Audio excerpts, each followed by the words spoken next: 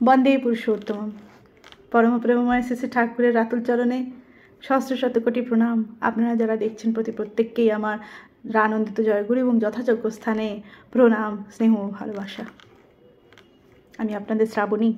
আজকে আমি আপনাদের জন্য যে ভিডিওটি নিয়ে এসেছি সেটি একটি খুব গুরুত্বপূর্ণ বিষয়। কদিন ধরেই সোশ্যাল মিডিয়াতে ভাইরাল হচ্ছিল একটি ছবি, যেখানে বাবাইবাবুর পা টিপে দিচ্ছিলেন তারই এক পুত্র অর্ণদাদা বাবাইবাবুর পা টিপে দিচ্ছিলেন, বাবাইবাবু সিঁড়িতে শুয়েছিলেন। তো এই ভিডিওটি বা এই ছবিটি খুব সার্কুলেট হচ্ছে গোটা সোশ্যাল মিডিয়াতে। অনেকে নানাভাবে নানা কথা বলছেন। কেউ বলছেন তিনি ঠাকুরের অনুকরণ করছেন, কেউ বলছেন যে তিনি নিজেকে ঠাকুর মনে করছেন, এইভাবে শুলে কি ঠাকুর হয়ে যাওয়া যায় নাকি, অনেক রকম অনেক কথা অনেকেই বলছেন।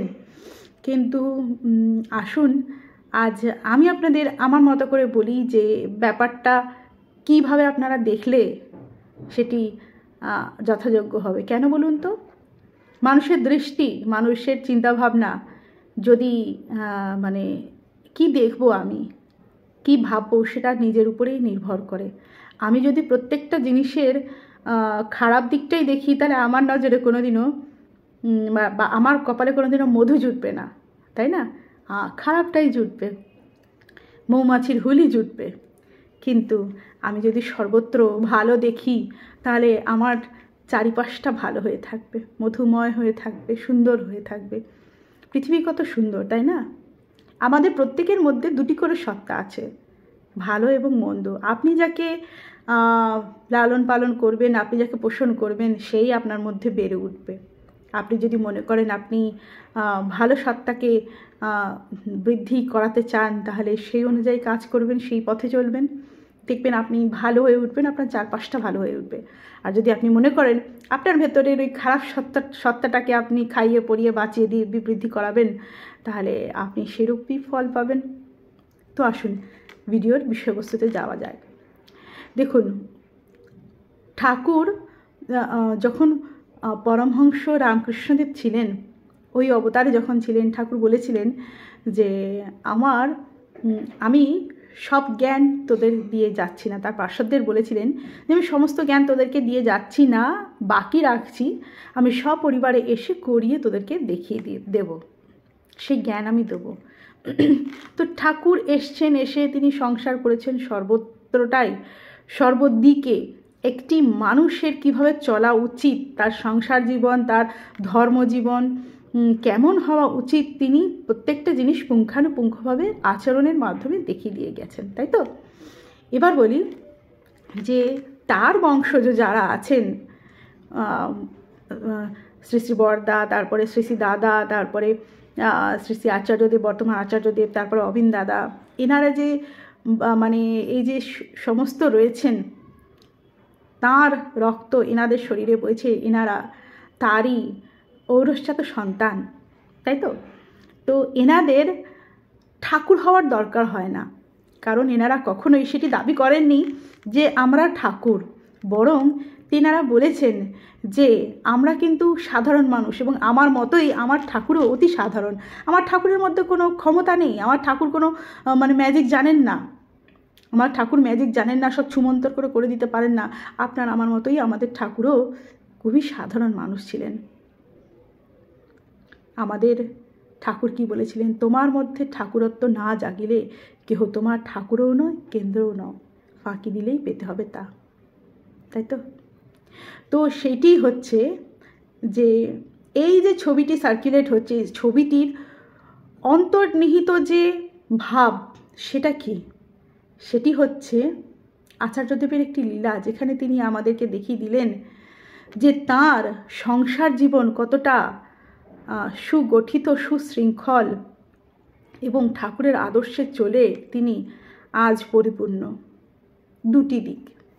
দুটি দিক এখান থেকে উদ্ভাসিত হয়। প্রথম, পিতা হিসেবে তিনি কতটা কৃতি, এবং তার সংসার জীবন কতটা সুগঠিত, দুটি জিনিস। আপনারা জানেন তো সেই কথাটি, যে পিতা স্বর্গ পিতা ধর্ম, পিতা হি পরমং তপ, পিতরি প্রতিমা পণ্যে সর্বা প্রিয়ন্তে দেবতা। মানে পিতাই আমার ধর্ম, পিতাই আমার স্বর্গ। আর পিতাই হচ্ছে আমার মহান তপস্যা জীবনের। পিতা যদি খুশি থাকেন তাহলে সমস্ত দেবতারাই খুশি থাকে। তাই পিতার পদসেবা করা এখানে কোনো আহামরি কিছু ওনারা আমাদের দেখানোর চেষ্টা করেননি, বা যে আমরা ঠাকুর অনুকূলচন্দ্রকে নকল করছি বা তার অনুযায়ী আমি দেখাতে চাইছি, এটা এখানে দর্শিত হয় না। এখানে দর্শিত হয় একটি পিতা পুত্রের অসাধারণ ভালোবাসা, টান, ভক্তি, এইটি দর্শিত হয় এখানে। আর একটা দিক আপনারা চিন্তা করে দেখুন তো, যে সমাজের উচ্চতর যত লোকেরা রয়েছে, হ্যাঁ, আজ কোনো ধর্মানুষ্ঠান বলুন, কোনো সামাজিক অনুষ্ঠান যাই বলুন, তাদের একটি করে আলাদা করে বসার জন্য স্থান থাকে। তারা সেই সুবিধে মতো বা নিজের সম্মান যোগ্য মতো যদি বসার স্থানটি না পান, তাহলে কিন্তু তারা রাগান্বিত হন, মান সম্মানে তাদের হানি হয়। কিন্তু এখানে কিন্তু আমাদের আচার্যদেব দাদা দেখিয়ে দিয়ে গেছেন যে তিনি কতটা মাটির মানুষ। সিঁড়িতে শুয়ে শুয়ে তিনি কীর্তন উপভোগ করছেন। ওনার জন্য তো ছিল, ওনার জন্য আলাদা করে সুসজ্জিত বসার জায়গা ছিল, কিন্তু সেখানে তিনি না বসে সিঁড়িতে বসলেন। ওই সিঁড়ি দিয়ে তো সকলেই মোটামুটি যাতায়াত করেছে, তাও সেই সিঁড়িতে তিনি শায়িত হয়ে পড়লেন, শুয়ে পড়লেন। অর্ণদাদা তার পা টিপে দিচ্ছিলেন। আপনি চিন্তা করুন তো, এমন একটি পরিবার যেখানে তার মা, অর্ণদাদার মায়ের কথা চিন্তা করুন, আমাদের বৌরানিমার কথা চিন্তা করুন। তিনি কতটা যোগ্য মা, কতটা আদর্শ মা, তবেই এরকম দেবশিশু জন্ম দিতে পেরেছেন। সর্বসমক্ষে সবার সামনে পা টিপে দিচ্ছেন বাবার। কাজেই এটি ঠিক আসলে কি বলুন তো, আমরা কেন চমকে যাচ্ছি বলুন তো, আমাদের কেন হিংসে হচ্ছে? আসলে আমাদের বর্তমান সমাজে এখন এই প্রথা উঠে গেছে। আপনারা কজন আছেন বলুন তো, যারা বাবা ঘরে ফিরলে কাজ থেকে বা বাবাকে সামনে পেলে বাবা সেবা করেন, পা হাত পা টিপে দেন? কজন আছেন বলুন? এখন আর সেটা বিলুপ্ত। ওই আগরতলার রাজেশ চৌধুরী, আপনাদের ওনার কথা বলেছি এর আগেও, উনি একটি আর্টিকেলে লিখেছেন যে ঠিক ডাইনোসরের যেরকম প্রজাতিগুলি বিলুপ্ত হয়ে গিয়েছে, হঠাৎ করে যদি আমরা চোখের সামনে একটি ডাইনোসর দেখি তাহলে চমকে যাব, ঠিক তেমনি এই পা টিপে দেওয়া সেবা করা পিতার, এটিও ডাইনোসর প্রজাতির মতো বিলুপ্তির পথে। কাজে এটা সর্বসমক্ষে দেখে জনসাধারণ একদম স্তম্ভিত হয়ে গেছে, বিচলিত হয়ে গেছে। কি এর আখ্যা দেবে বুঝে উঠতে পারছে না, তাই যে যা পারছে বলছে। একদিকে ঠাকুরের ছবি দিচ্ছে, ঠাকুরের ওই সাহিত্য ভঙ্গি, আর একদিকে আচার্যদেব দাদার সাহিত্য ভঙ্গি দিচ্ছে, দিয়ে যে যা পাচ্ছে উল্টোপাল্টা কথা লিখছে। আমি তাদেরকে বলি, কেন আপনারা এই ধরনের কাজ করছেন? আচ্ছা বলুন তো, আজ আমি যদি আমার ঘরে এইভাবে শুই, বা আমার স্বামী যদি শোয়, বা অন্য কেউ, আপনিই যদি নিজে শোন, তাহলে কি আপনি বলবেন যে আপনি ঠাকুর অনুকূলচন্দ্র বা তার অনুকরণ করছেন? কখনো না। এটি আপনার ব্যক্তিগত একটি ভঙ্গি, যেটি যে কেউ করতে পারে। কাজে উল্টোপাল্টা কথা না বলে এর অন্তর্নিহিত যে সুন্দর মধুময় একটি দিক, একটি পিতা পুত্রের অপূর্ব নিদর্শন, যেখানে সর্বসমক্ষে পিতার পা টিপে দিচ্ছেন আর পিতা শায়িত হয়ে কীর্তনের আনন্দ নিচ্ছেন, সেটিকে সাধারণভাবে দেখার চেষ্টা করুন। জটিলতা বাড়াবেন না, কুৎসা রটাবেন না। ওই রকম ভঙ্গিতে আপনি আমি যে কেউ শায়িত হতে পারি, আপনার পরিবারের যে কেউ শায়িত হতে পারে। কাজে ঠাকুরের সঙ্গে গোলাবেন না।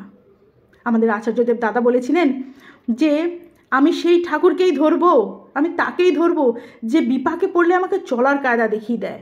আমি তার কাছে কখনোই যাব না যে বলবে যে যাও ছুমন্তর, বাবা আজকে আমার মেয়ের বিয়ে হচ্ছে না, বিভিন্ন ধরনের সমস্যা আসছে, বাবাজি বলে যাও ছুমন্তর, আমি হাত তুলে আশীর্বাদ করছি, তোমার মেয়ের বিবাহ হয়ে যাবে।